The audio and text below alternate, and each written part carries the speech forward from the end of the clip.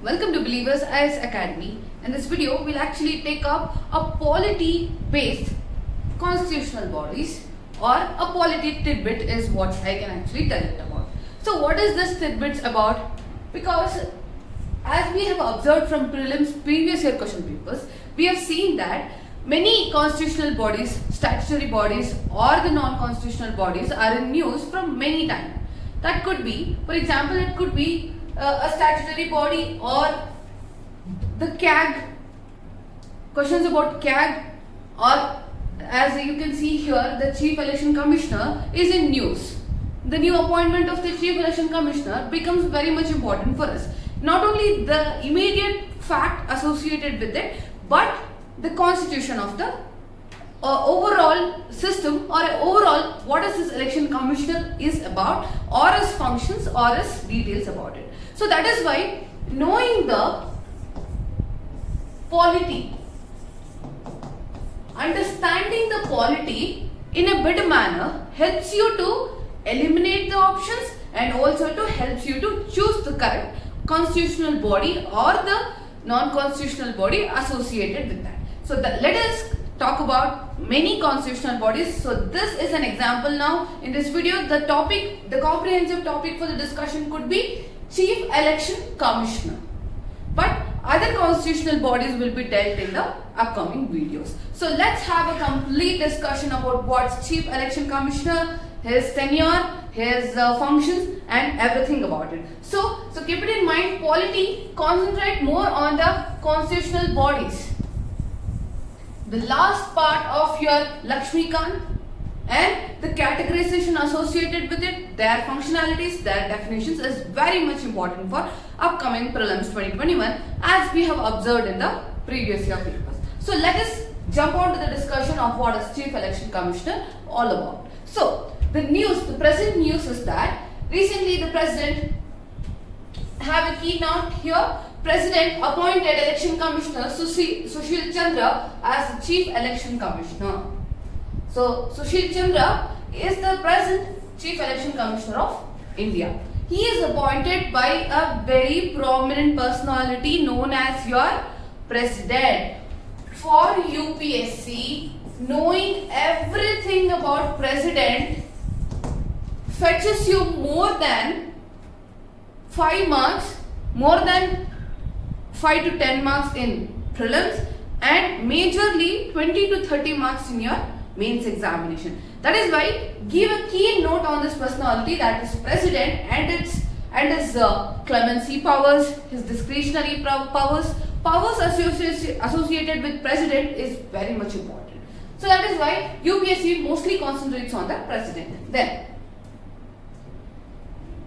what is this Election Commission of India? Chief Election Commissioner and the associated body with that is the Chief Election Commission of India.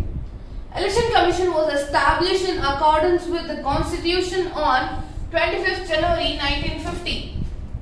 So Election Commission, keep it in mind, its establishment with the Constitution on 25th January 1950. So you can come into a conclusion is that Election Commission is a constitutional body. Then autonomous constitutional body responsible for administrating union state election process in India. As you can see here, it is an autonomous constitutional body. Yes, you got the conclusion now.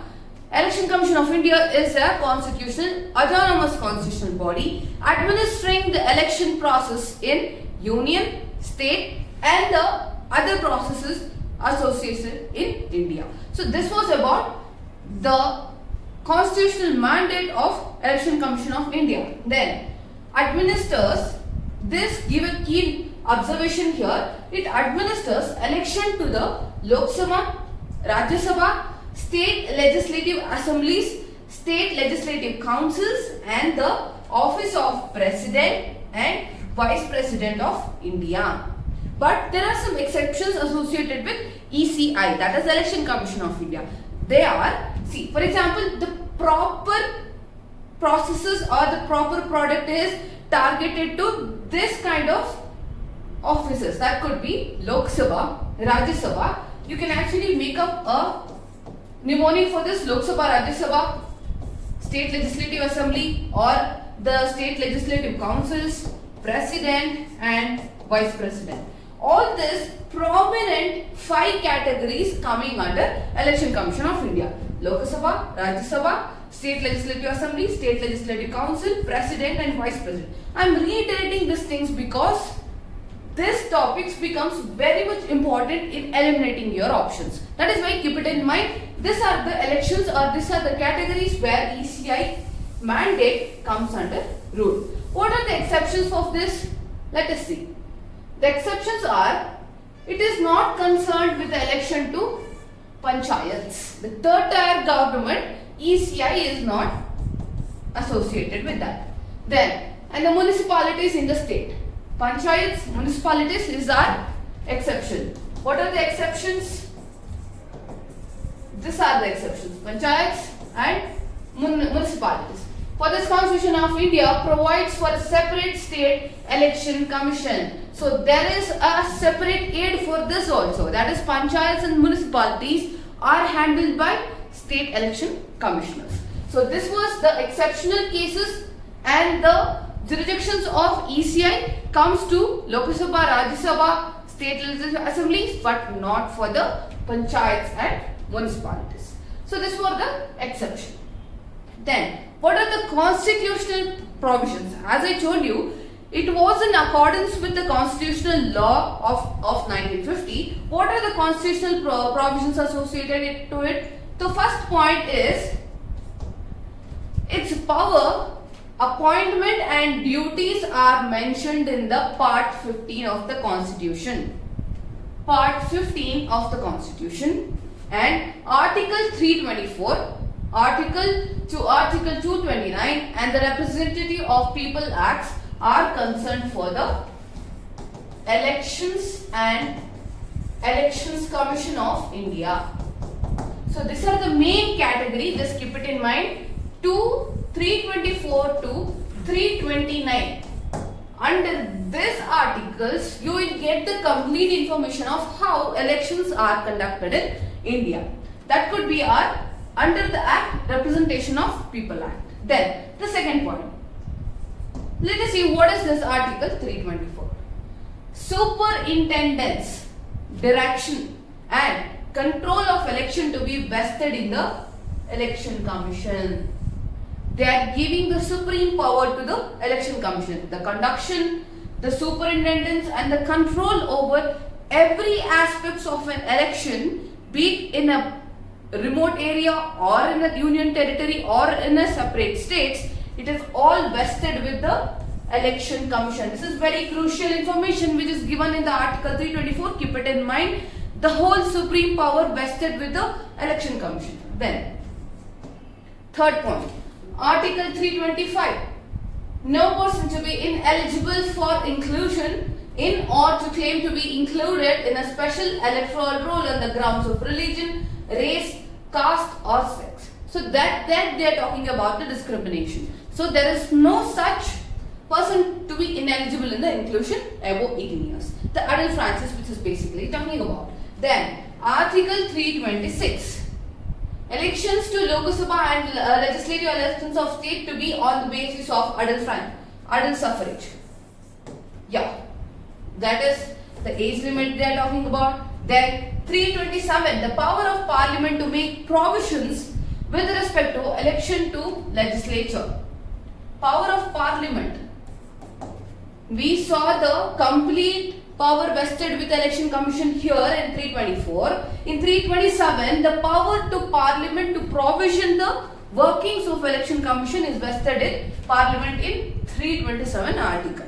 Then Article 329, the last article which is telling about bar to interference by courts in electoral matters. There is a strict bar or strict restrictions on the courts in the matters of electoral processes. So this was the, what you can say, the last barring from the Article 329. So this was the complete constitutional provisions. This slide becomes very much important. So make notes on it and make some key points such that you remember whenever these articles or the provisions related to the articles are provided in the prelims paper. For example, there was a previous year question about how when a person wants to marry on his own, which article is associated with that. So such kind of factors or prelims facts will not remember at the spot. So that is why remembering them, making a short notes and revising more than 1 to 3 times, that will help you to remember for longer time. So this was the constitutional provisions associated with Election Commission of India. Then appointment, tenure, privileges of commissioner. So the appointment and tenure becomes very much important. As you've seen in the first slide, President appoints Chief Election Commissioner and Election Commissioner. CEC and the EC. Election commissioners are both appointed by a person, or the first member, that is the president. And they have a tenure of 6 years or up to the age of 65 years, whichever is earlier. 6 years or 65 years. And they enjoy the same status and receive salaries and perks as available to the judges of Supreme Courts of India. So it could be CJI or Supreme Court of India, judges of Supreme Court of India. The equivalent salary is provided to the election commissioner as well. That was the tenure and the privilege.